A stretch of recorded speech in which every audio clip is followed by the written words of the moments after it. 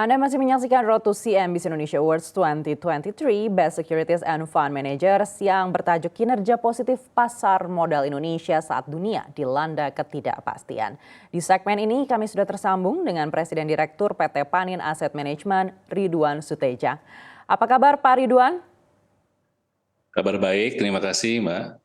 Baik, Pak Ridwan, investor global masih menunggu arah kebijakan The Fed hingga akhir tahun. BI sendiri masih mempertahankan suku bunganya. Lalu seperti apa era suku bunga tinggi perbankan ini mempengaruhi pasar modal Indonesia?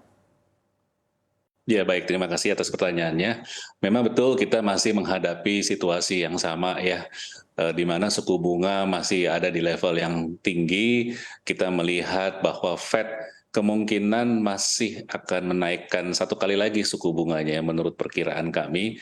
Tetapi kondisinya sekarang meskipun suku bunga ini terus-menerus mengalami kenaikan, tetapi kita melihat kenaikan ini seharusnya sudah tidak akan setinggi sebelum-sebelumnya. Jadi kita sudah boleh dibilang akan mendekati puncak dari kenaikan suku bunga. Nah tentunya pengaruhnya ke pasar modal itu pertama-tama kalau suku bunga itu tinggi, yang pasti itu akan mempengaruhi yield dari obligasi kita. Di mana yield obligasi kita juga akan mengalami peningkatan, pada saat yang sama juga harga obligasi juga akan mengalami penurunan. Tetapi kami melihat ini sebetulnya ada suatu peluang di mana kalau memang harga itu sudah turun dan akan mencapai puncaknya, tentunya investor itu bisa memanfaatkan kondisi ini untuk bisa masuk ke pasar ya. Jadi kita melihat sebetulnya kenaikan suku bunga ya dengan disertai dengan penurunan harga obligasi ini membuat yield ke depannya itu justru akan semakin menarik itu untuk sektor obligasi.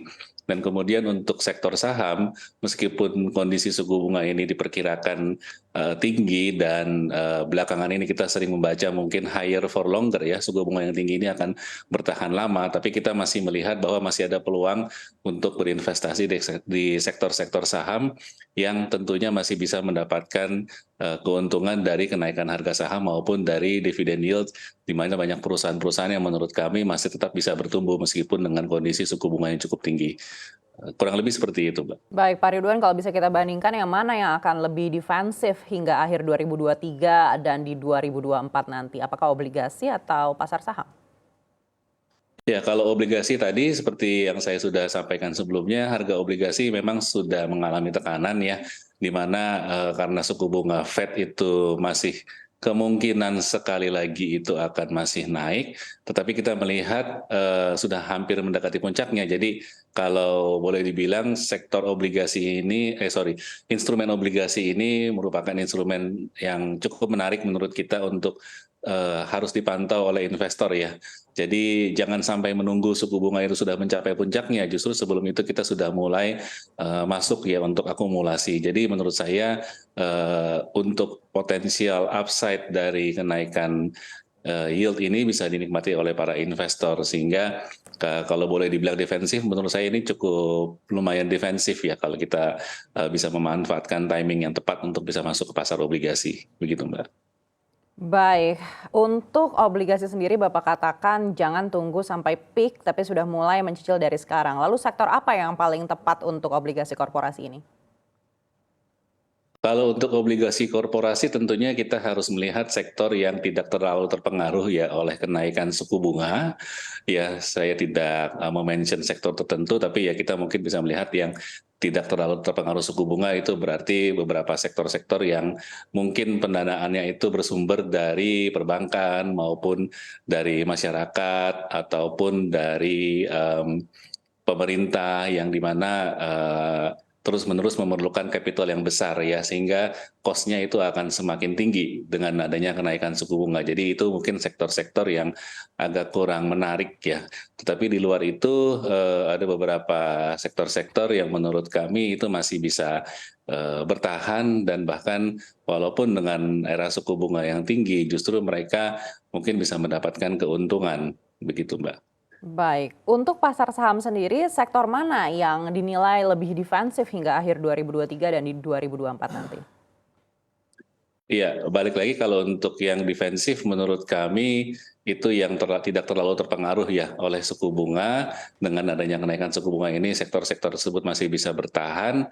Ya, mungkin ada beberapa sektor seperti sektor yang bersifat retail yang tidak terpengaruh suku bunga, atau perusahaan-perusahaan atau emiten-emiten dengan tingkat hutang yang rendah ya, sektor-sektor yang tidak terlalu memerlukan capex yang cukup besar, ya sektor-sektor seperti itu yang menurut kita masih defensif dan masih bisa bertahan di dalam kondisi seperti ini, begitu Mbak. Baik, apakah sektor-sektor defensif ini juga merupakan elemen-elemen dalam racikan baru Panin Asset Management untuk bisa dilihat investor hingga akhir 2023 dan di 2024 nanti?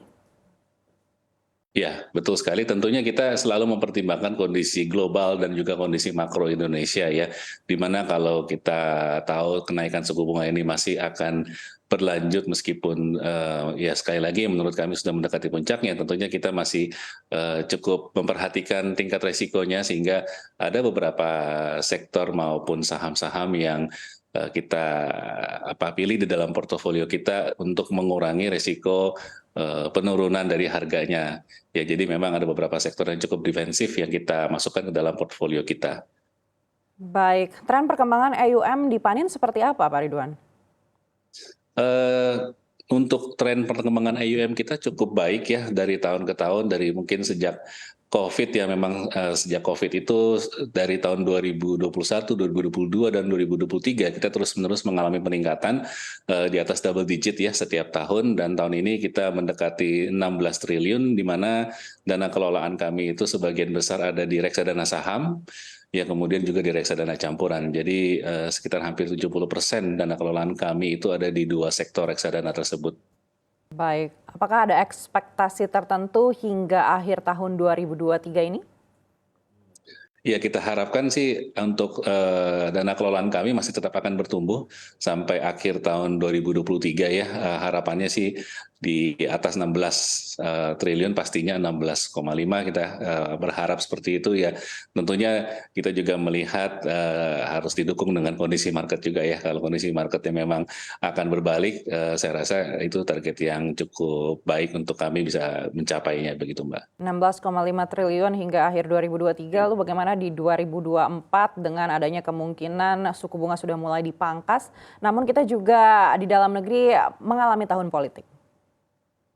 Ya, kalau untuk tahun 2024 memang betul kita ada satu momen yang besar ya di Indonesia, tahun pemilihan presiden dan juga kepala daerah secara serentak ya di tahun 2024. Tetapi kita justru melihat ini adalah momen yang belum pernah terjadi sebelumnya, di mana pemilihan presiden dan pilkada ya itu dilakukan secara serentak, sehingga menurut kami itu justru akan membawa dampak perekonomian yang besar ya. Dan oleh karena itu salah satu faktor yang justru menurut kami membuat banyak perusahaan-perusahaan terbuka itu juga akan mendapat dampak yang sangat positif dari pemilu di tahun 2024 nanti gitu. Jadi secara keseluruhan kami melihat tahun 2024 masih sangat prospektif untuk equity, untuk saham maupun untuk obligasi ya. Dua-duanya kita melihat karena suku bunga sudah mendekati puncak, dan juga tahun depan harusnya equity juga akan lebih baik, mengalami rebound di mana pertumbuhan ekonomi masih tetap cukup baik ya, khususnya Indonesia. Jadi kedua sektor ini menurut kami dua-duanya sama-sama baik, begitu Mbak. Baik, lalu apa strategi ataupun inovasi utama yang akan dilakukan Panin Asset Management untuk bisa mencapai target yang tadi Bapak sampaikan, 16,5 triliun rupiah hingga akhir tahun 2023? Iya, memang kita terus-menerus kita melakukan penetrasi ke pasar ya, baik itu pasar institusi maupun juga pasar retail ya. Tetapi memang kalau ini kan kalau kita bicara tahun 2023 hanya tinggal 3 bulan lagi ya, kita mengharapkan ada beberapa nasabah-nasabah kami yang masih tetap akan bisa menambah investasinya di tempat kita, karena kinerja kita pun di tahun 2023 ini baik dari produk reksadana saham maupun reksadana berbasis obligasi itu dua-duanya sama-sama baik ya.